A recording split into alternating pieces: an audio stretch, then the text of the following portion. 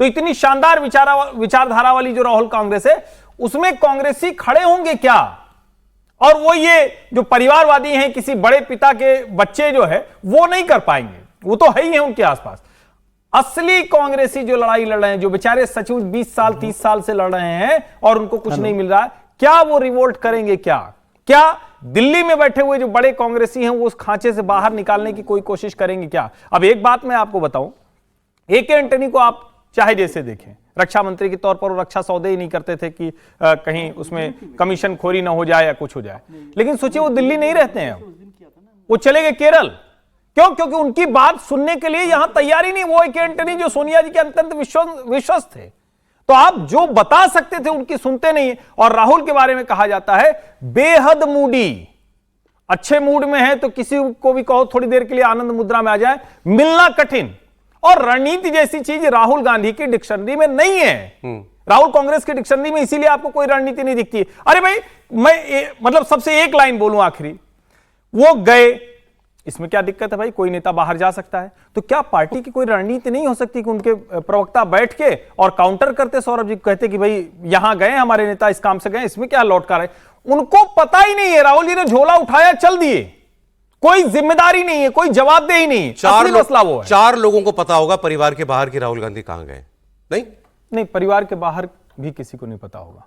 परिवार के बाहर नहीं मालूम होगा, किसी को नहीं पता पार्टी होगा। में किसी को, तो खड़गे जी को, वेणुगोपाल जी को, मुझे नहीं लगता खड़गे जी और वेणुगोपाल जी को पता है। जब वो चले जाते हैं तब उनको कहा जाता है कि अच्छा ठीक है, जैसे आदमी कहता है ना कि I am out of town, ये अगर ऐसा है तो फिर क्या ही, फिर तो बचा ही क्या।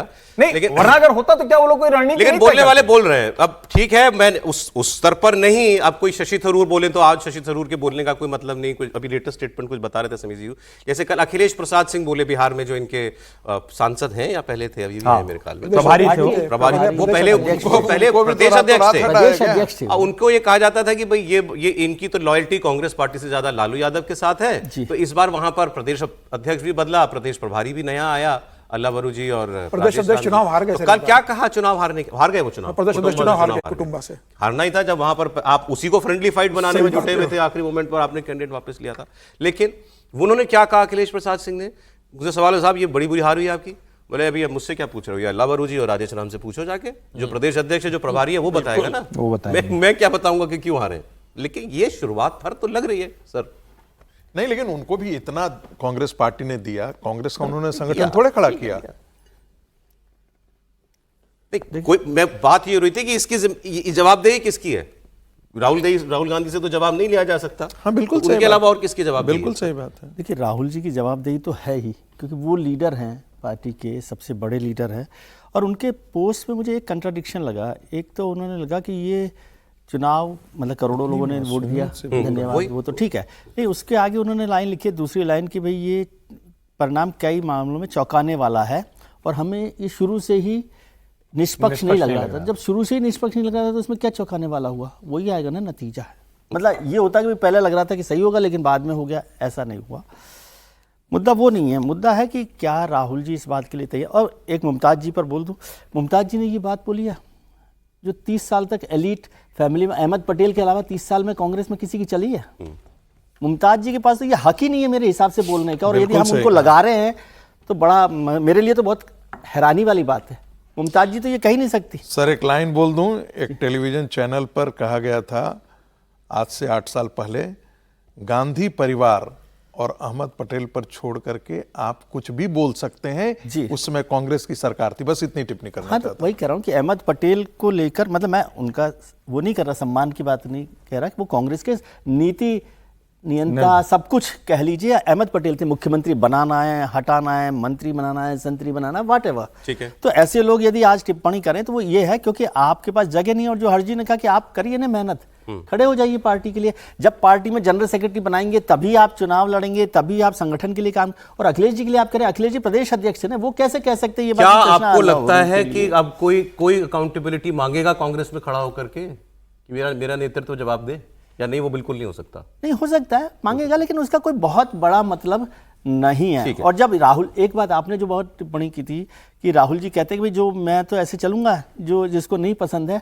वो नहीं रहे, तो इसका मतलब तो ये हुआ कि वो ये समझते कि कांग्रेस उनकी पार्टी है केवल, मतलब जिसको उसमें रहना क्या है, शक है? या तो मतलब ये इसका मतलब ऐसे निकाला जा सकता है नहीं, ना वो भाई तो ये मानते हैं कि जिसने भी आवाज उठाई वो संघी है। अरे मैं आपको एक अब और विपक्षी दल क्या कह रहे हैं वो भी देख लीजिए। अब शिवसेना उद्धव बाला साहब ठाकरे की पार्टी की सांसद हैं प्रियंका चतुर्वेदी।